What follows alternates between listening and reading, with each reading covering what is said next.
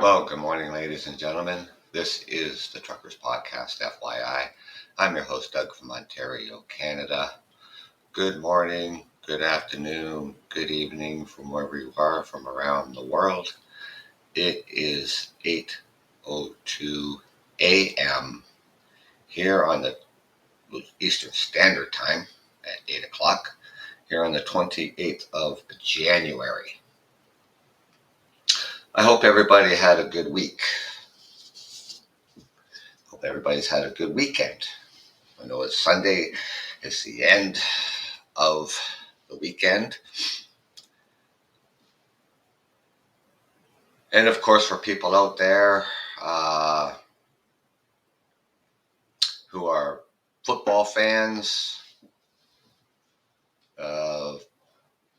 maybe you're a Detroit fan, San Francisco fan, and stuff like that. So a couple games go on there today for all you football fans out there. Sorry, I missed you calling in there, Gary. So, yeah, my week was okay. My weekend went pretty well. Other than that, so what is damp January? Not meaning that it's been raining. We've had more rain, and by the way, we've had more rain in January than we've had snow here in Southern Ontario. But that's not what it is. It's about non-alcoholic beverages, like your non-alcohol beer, or your spritz, or your wine. I didn't know this. Damp January actually launched in 2006. And it has taken off. And this year, 1 in 3 Canadians 18 to 34 plan to participate in dry or damp January, either abstaining or being more mindful of their alcohol consumption.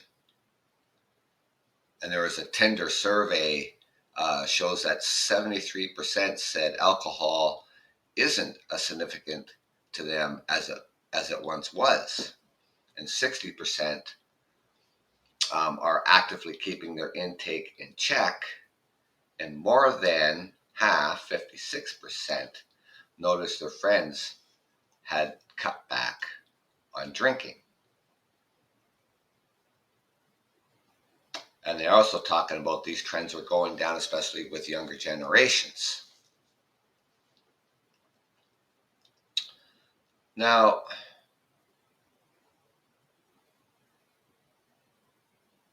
drinking less alcohol or abstaining altogether isn't about cost, underscores MacArthur. Well, cost in your health, cost in your pocketbook.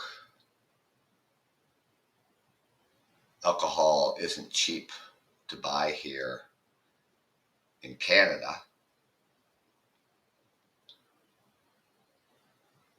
Now, so drinking less altogether, I think it would probably have something to do with cost. And I think people are starting to be more mindful of their consumption. I think people are starting to be more mindful of their health.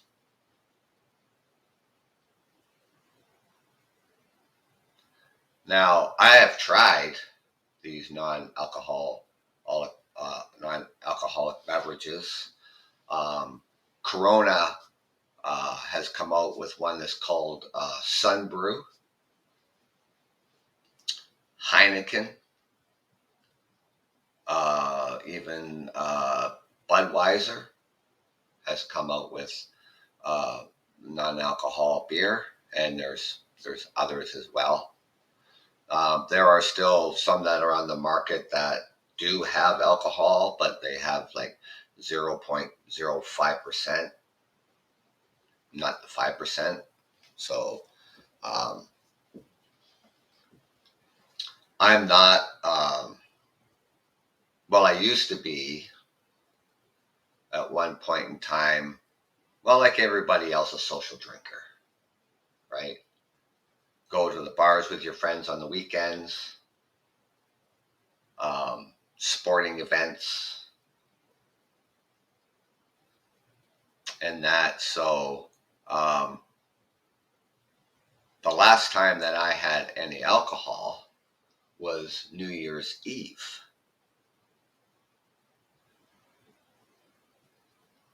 Now it's the 28th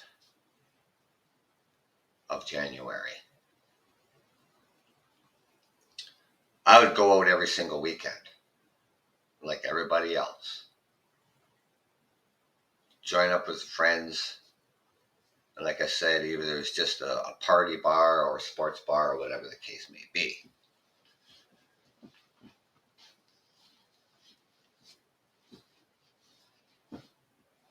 Now, and doing that on the weekends, Friday night, Saturday night, binge drinking, guilty.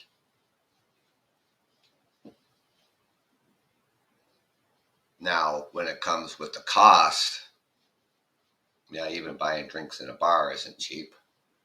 It's expensive.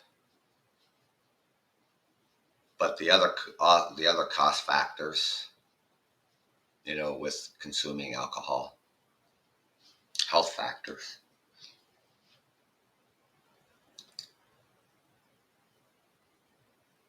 Would I be willing to quit alcohol altogether, or just having an alcoholic drink from time to time? Which I would probably do. Yeah, the non-alcohol beverages taste great. They taste the same. There's no difference in taste. But without the impairment, without the hangover the next day.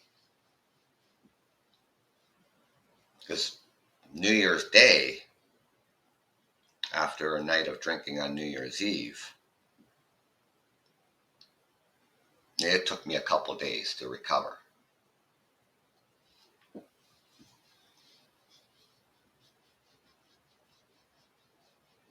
Now, even like, a lot of restaurants and bars are getting into these, um, the low proof or even non-alcohol beverages. And there are more robust offerings than ever. And the products are even tasting better. There's a lot more product development going into these products. You now have non-alcohol beer that tastes pretty darn good, and you're starting to see lower alcohol wines come out and be marked that way. They do still pertain some alcohol, but not as much. Doesn't mean you drink more, but people do, because we're just people. That's what we do. Now, even the health-driven products coming into non-alcohol spaces, that is probably resonating with the younger generations a little bit differently, and so shifting what it seems to be as cool as beholding in your hands at a social gathering.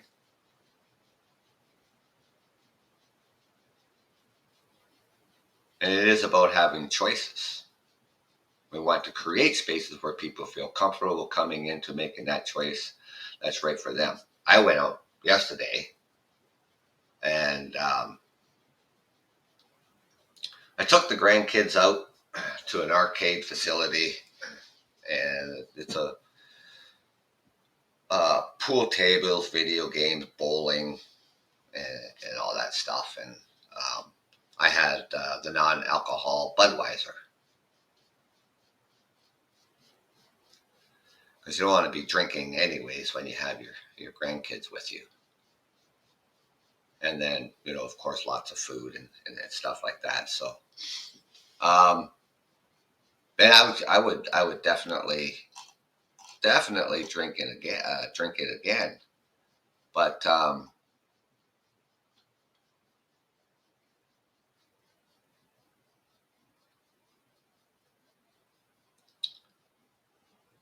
just so you know that these things are out there, right? So, so this movement they're talking about that it set the stage. Um,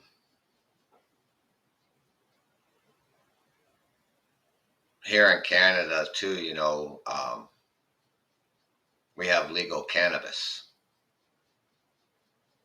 and the world is also getting out about the health risks of drinking alcohol. In 2026, Ireland will become the first country in the EU to label alcohol products with health warnings, including the risk of liver disease and developing cancers. And experts have been exploring whether the same should happen in Canada, that they talked about this. We label cigarettes. Here in Canada, I don't know about other countries when it comes to labeling cigarettes.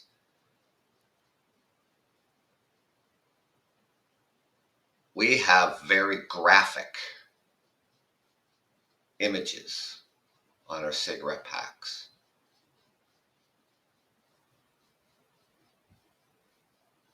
It probably hopes to get people to quit smoking. They talked about labeling alcohol products here in Canada, and the big three breweries here in Canada push back. Well, this will affect our sales. I'm not worried about your health. It'll affect their sales. People have the right to know the health risks of drinking alcohol. It's like people have the right to know the health risks of smoking.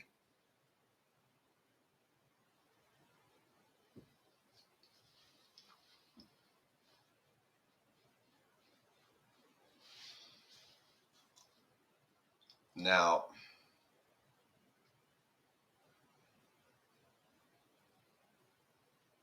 what do you think? I don't know, maybe yourselves. Maybe you tried some of your favorite products that you like to drink now are non-alcoholic. Have you tried them? And do you like them?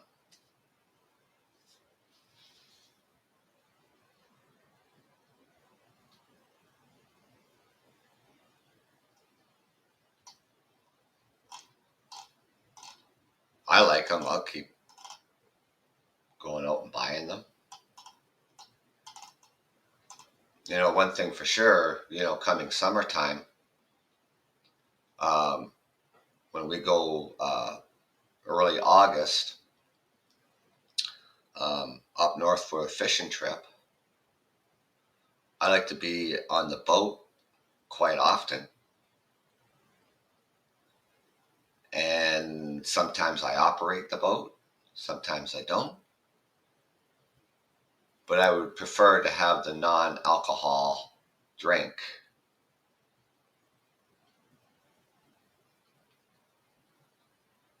And not worrying about operating a watercraft under the influence. And it's refreshing. And you don't have to worry about getting up the next day and having a hangover.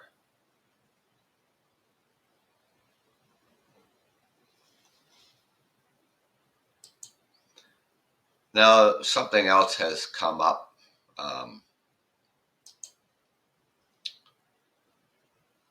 Just recently. Now, just a second here. I'll invite you on the show here.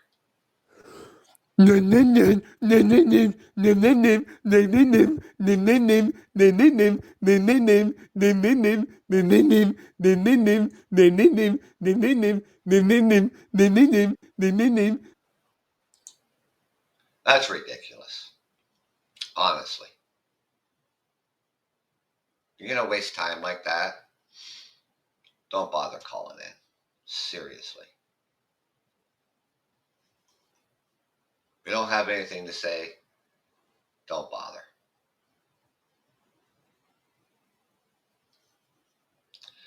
Now, recently, the mayor of the city of London, where I reside, had his annual speech about what they want to do with the city.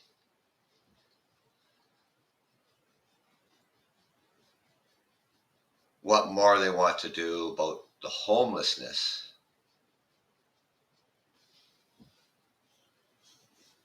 in the city.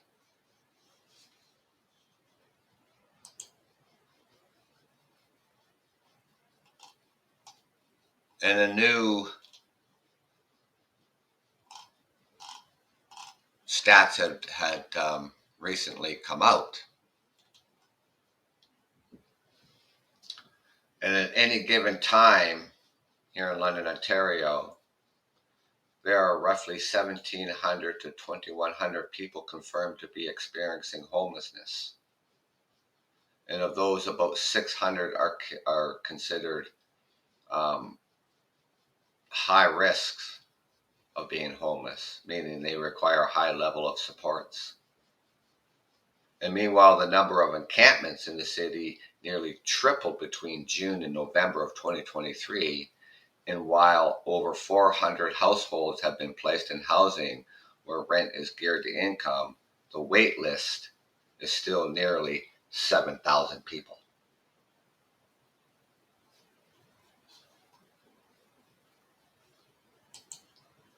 And the report heading to the City Council's Community and Protective Services Committee this week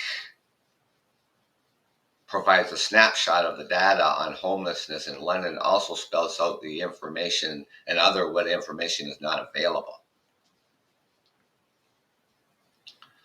Now, they have a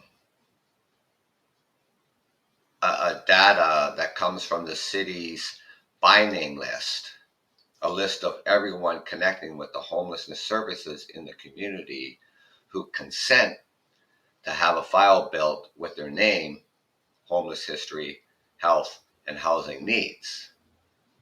So according to the city, at least 19% of those experiencing homeless are Indigenous, but the city staff are confident that the figure is likely closer to 30%, and I would think it's probably closer to more than 40%.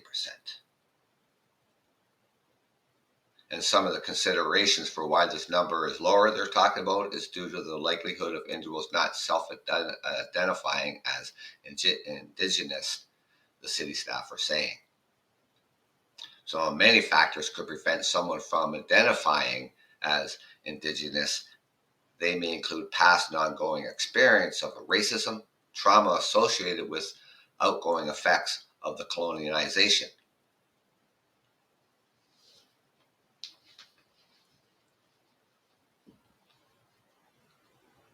Now, they estimated that 1% are between the ages of 17 and 21 homeless individuals at any given time and are confirmed as veterans. And the vast majority are between the ages of 25 and 59 at 37%, each of those aged 25 to 39 and 40 to 59, while 14% of those are 16 to 24 and 12% are 60 and older.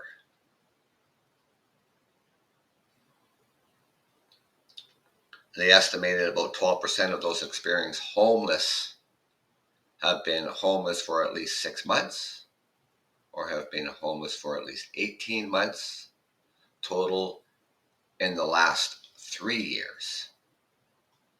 And for those who are on the by name list, 61% are listed as male, 36% female, and only 2% who are genderqueer, gender nonconforming, transgender, or two-spirit.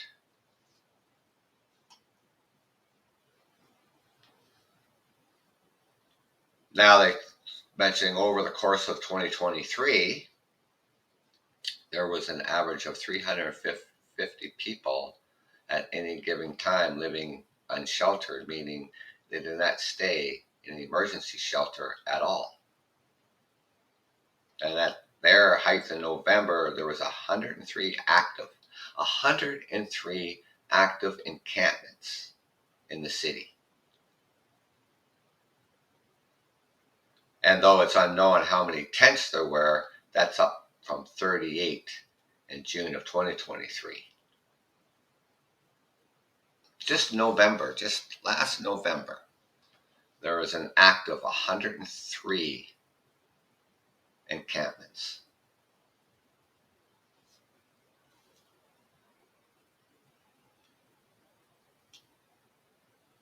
Now,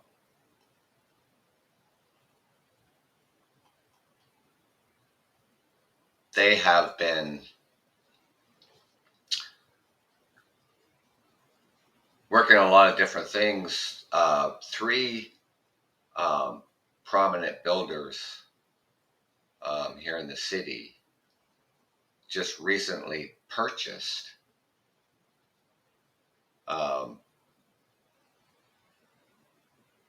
there used to be an old age home. It closed a couple years ago.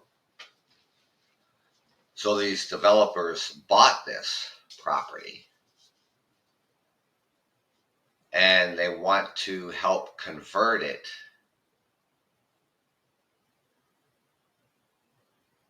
into residential with wraparound supports for people who are experiencing homelessness. And they want to help those people, who are chronically homeless, who have serious health issues. And I think it probably holds about 100 people, which is good news for the community, which is good news for people who are experiencing homelessness.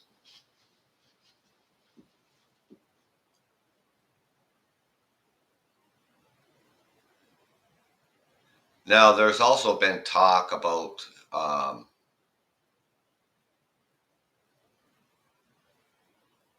people who have come from outside the city who are experiencing homelessness, whether they were sent here through other agencies, whether they were sent here on false pretense.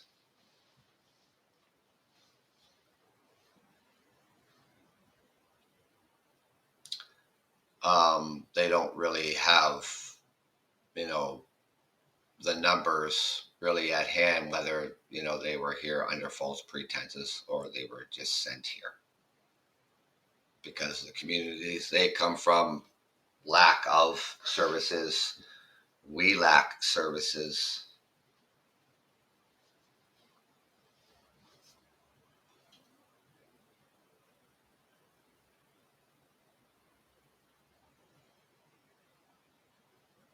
Now,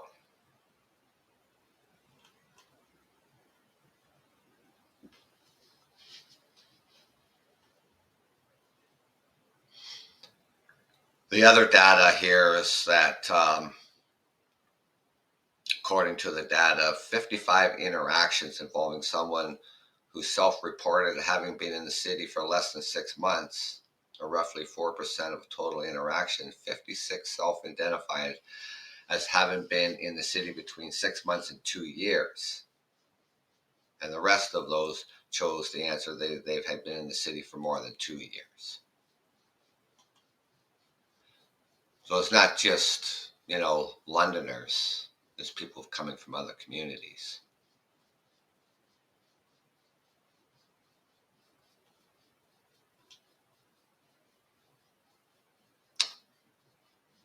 Now they're even talking about, we have downtown London. I think they said that estimate that about 30% vacancy rate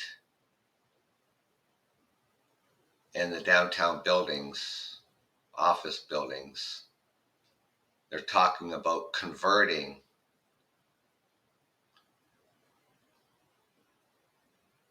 those office spaces, those buildings, into affordable housing.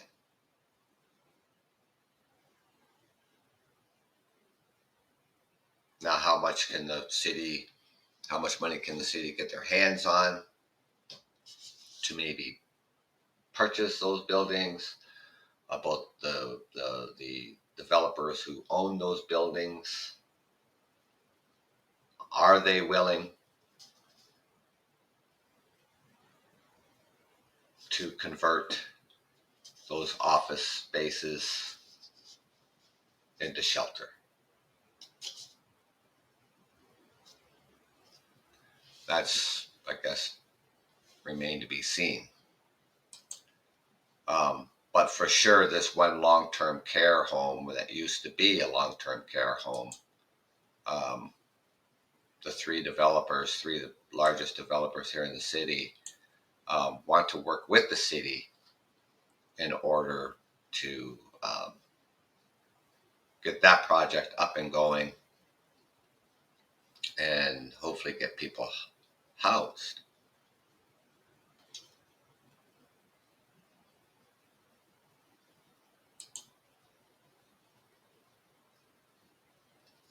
Now, who's to blame for the housing crisis?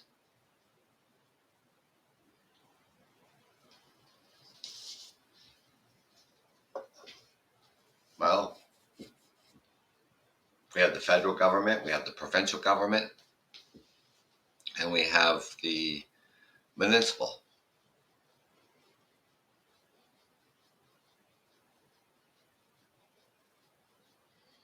Now, despite what the Prime Minister has said recently, a new poll suggests that 40% of Canadians think his government is to blame for the country's housing crisis.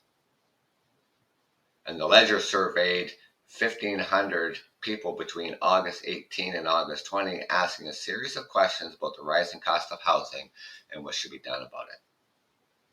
And when asked which level of government deserves the most blame for the crisis, 40% of respondents pointed to the finger at the federal government and 32% at the provincial government. And just 6% of those polled felt their municipal government was to blame, and another 22% said they were not sure. Renters are more likely to blame the province, while those who own their own homes were inclined to blame the feds. So Trudeau, the Prime Minister of Canada, was criticized by opposition parties and experts after he told reporters earlier this month that housing isn't a primary federal responsibility. It is so.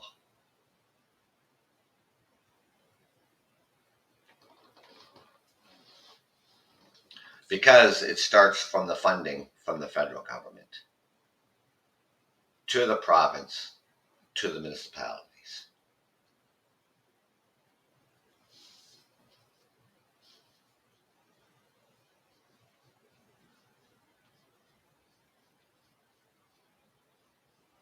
Now they're talking about, so they had their Liberal cabinet meeting. Two experts who published a report on housing that sets out 10 recommendations for how the federal government could tackle the problem. One of those is a national housing accord that would see all three levels of government agree to work with builders and nonprofit agencies to coordinate their efforts. And the government hasn't detailed any plans yet, but the ministers have been meeting.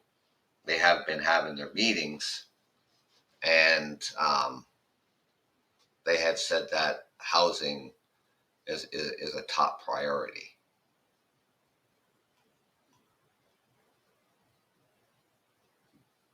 There was an overall 95% of respondents said that the rising cost of rents and the lack of affordable homes are a serious problem. See, all new builds don't have rent control. So the builders can charge whatever rent they want.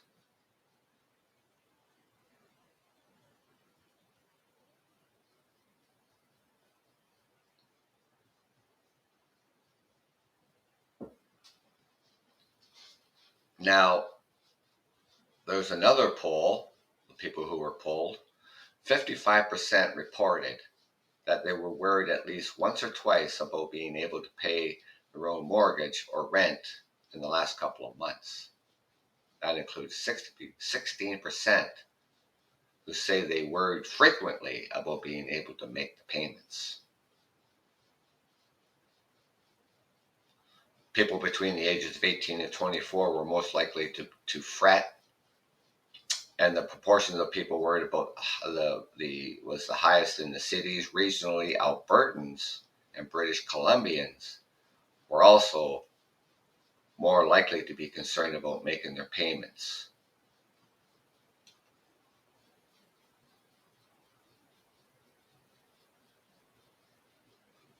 Now,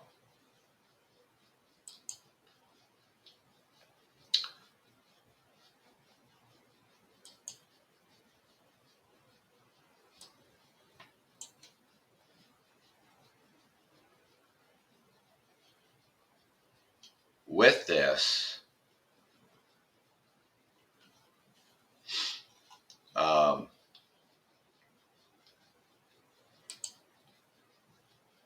so of course, people who are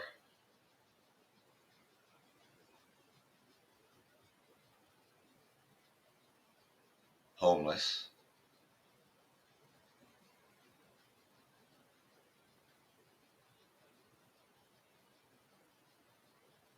and their health,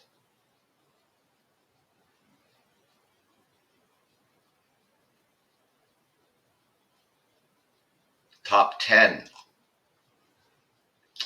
top 10 health issues facing homeless people: mortality and unintentional injuries, bruises, cuts, burns, etc.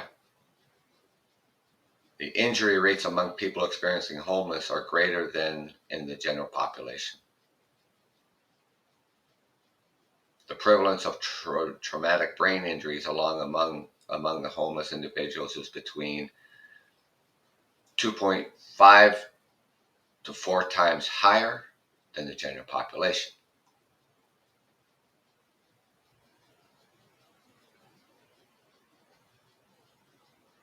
The musculoskeletal disorders and chronic pain, disorders that affect the joints,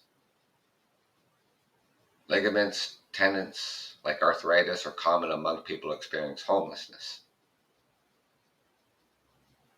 One study linked chronic pain in homeless individuals who were mentally ill. Chronic pain is a symptom of an underlying condition. Although in many cases related to homelessness, it's not always possible to treat it, and it can negatively affect these individuals' general activity, walking, sleeping. Hunger and nutrition. I don't know why that's not up on number one. In developed countries like Canada, it can be tough to recognize hunger as an issue. I don't know why it can be hard to recognize hunger as an issue. They even say between 1 in 5 children go hungry.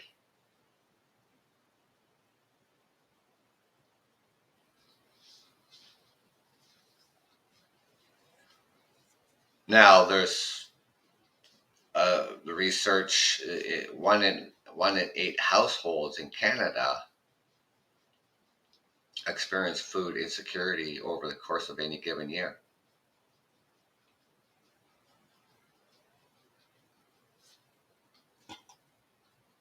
At number 4, skin and foot problems. People who experience homelessness are often out and about for long periods of time, sometimes in ill-fitting shoes, worn out socks, foot-related problems, infections, pains, and more common among the homeless because of this. At number 5, infectious diseases.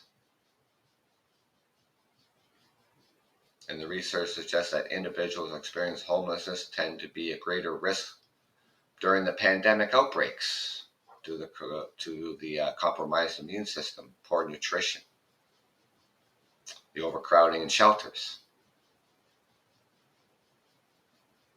At number 6, dental problems.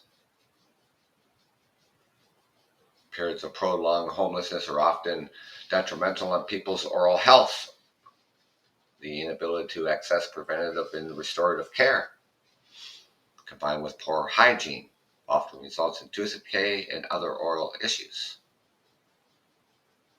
Number 7, respiratory illness.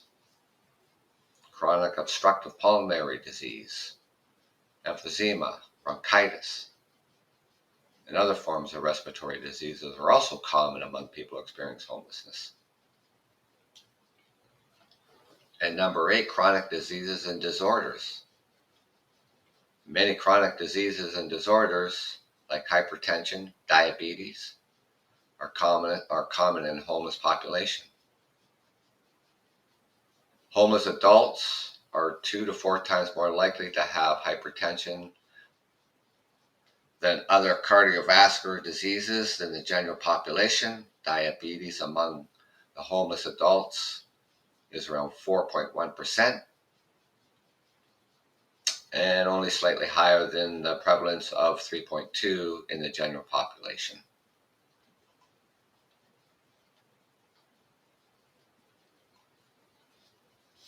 At number 9, sexual and reproductive care. And this is an area of health with a growing research base, especially among young people who are at most risk. Youth who are homeless tend to have more sexual partners, and at younger ages, making them more at risk of sexually transmitted diseases. 6% to 22% of young women who are experiencing homelessness may be pregnant. Being homeless makes reproductive conditions like pregnancy even more stressful due to the already having compromised health and lacking health support systems. And at number 10, mental health issues. Mental health issues are quite common in the homeless population. And a recent study revealed a prevalence of 20.8% for mental illnesses of any kind among people experiencing homelessness. This is only 1 to 3% higher than the prevalence in the general population.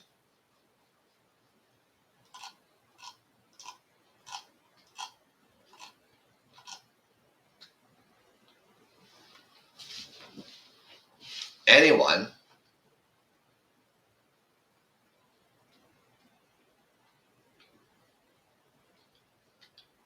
can become homeless.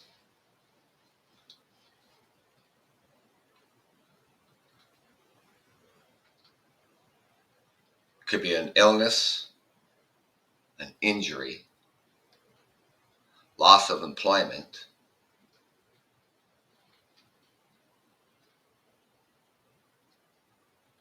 and more for people who are on low wages.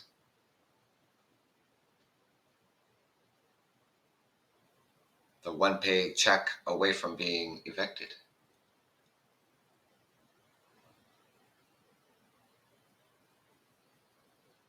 Rental evictions have become prevalent across the province. where landlords use this to get low renters out in order to increase the rent.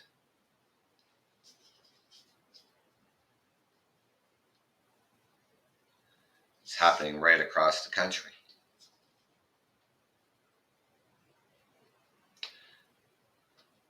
Cities across the country are looking at ways that they can stop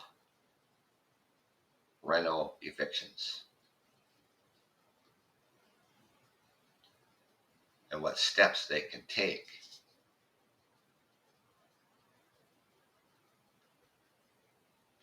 One of the things that they're looking at is that, is it necessary for the tenant to move out while you perform a certain renovation?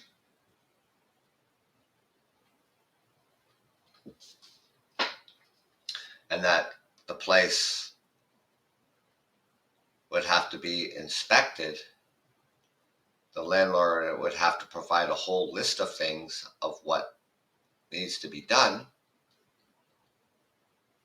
And then an inspector come in to see if those are absolutely necessary, and does the tenant have to move out? Because when it comes to a reno eviction, the tenant has the first right of refusal, meaning he or she can move back in, pay the same rent that they were paying.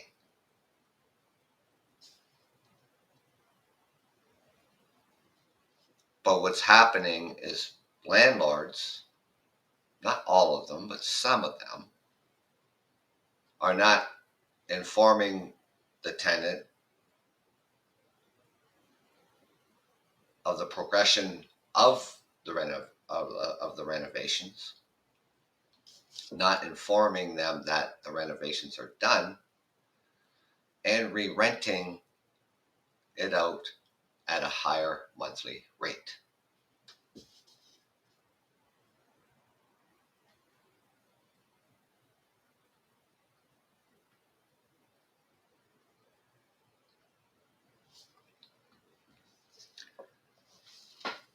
Now, whatever these rules they want to implement as bylaws,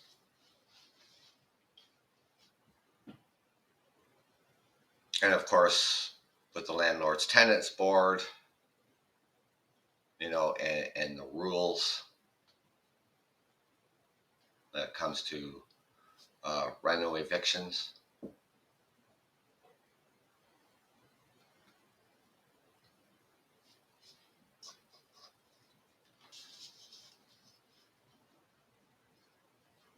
And the ongoing disputes, at the landlord's tenants board, the wait times even for hearings. And just because you get a notice of a reno eviction doesn't mean you have to move out. People get really worried about that.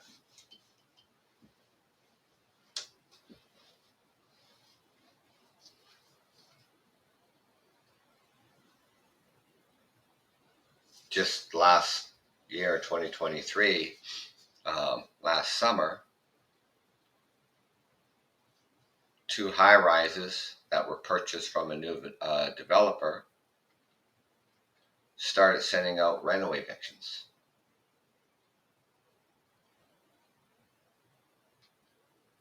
These are senior buildings, people who are on fixed and low income that live there. And the new owners want to reno evict. They have to go through the process. Just because they give you a notice and a date to move out, it doesn't mean you have to move out.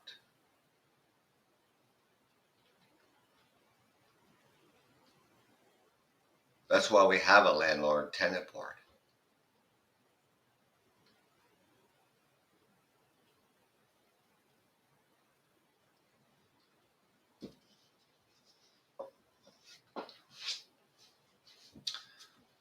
So, with all this stuff going on, and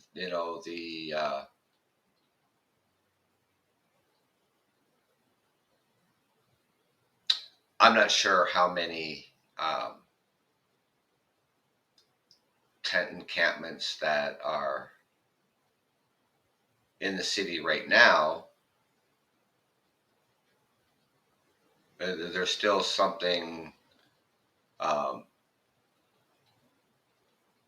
roughly between 300 to 400 people who are living unhoused, who are not in the shelters.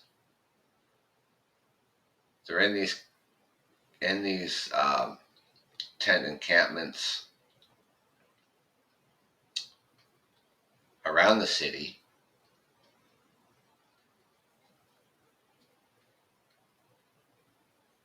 They have supports around them all day.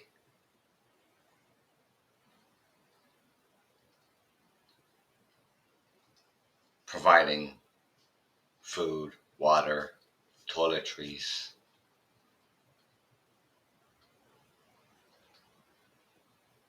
blankets.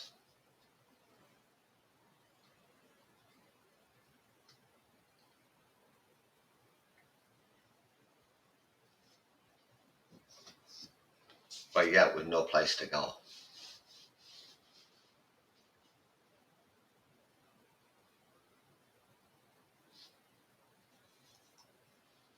It's kind of hard to imagine, a country like Canada, the United States, other European countries around the world, that we have this problem. It's not just here in North America.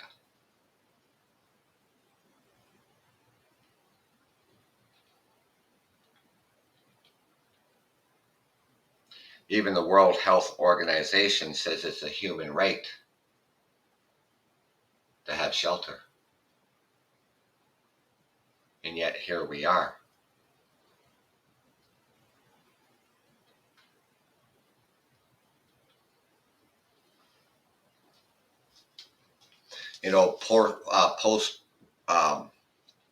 Post-war builds after the Second World War, the Canadian government recognized that there is a shortage of housing and we need to build. And they did.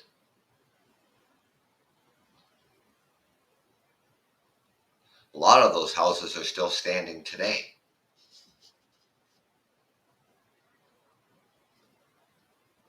And that's the initiative, I feel, that the federal government needs to take. And helping the provinces and the municipalities with funding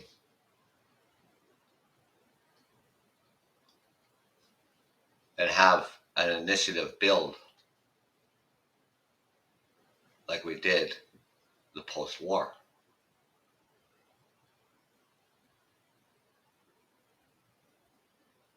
And that these places are affordable for everyone, regardless of who you are.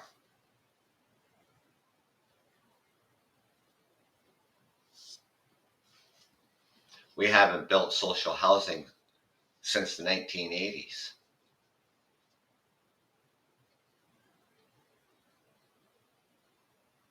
And early in this show, I mentioned there are 7,000 people, which includes families, who are on a wait list for social housing.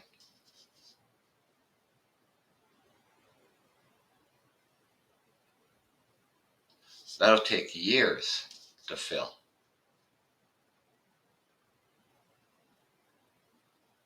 It's approximately a 10-year waiting list. And for those who have a disability, and for those who need a unit that is equipped for disability, this is approximately 12-year wait list.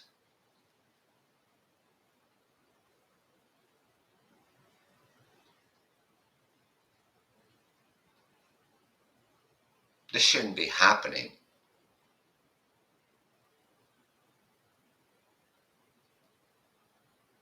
here in the country of Canada. But it is. And here we are in a housing crisis, affordability crisis, homeless crisis, addiction crisis.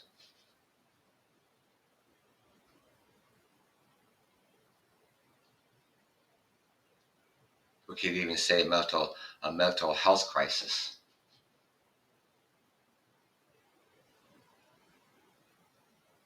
And the lack of supports.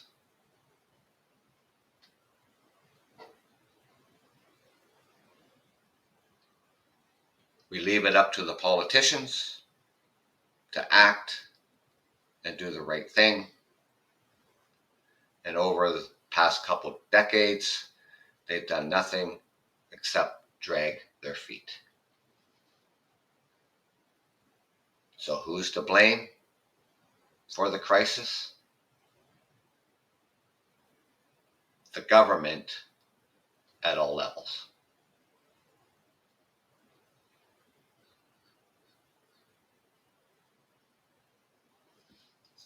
Well, I want to thank you for joining me this morning here on the Truckers Podcast, FYI. Get out there, enjoy the rest of your weekend, enjoy the upcoming week. Stay safe. And I will see you, hopefully, you can come out next Sunday morning at 8 a.m. and join me here on the Truckers Podcast, FYI. If you can, that's great. If you can't, I understand. Until then, take care and thank you. This is the Truckers Podcast, FYI. I am your host, Doug from Ontario, Canada. Take care.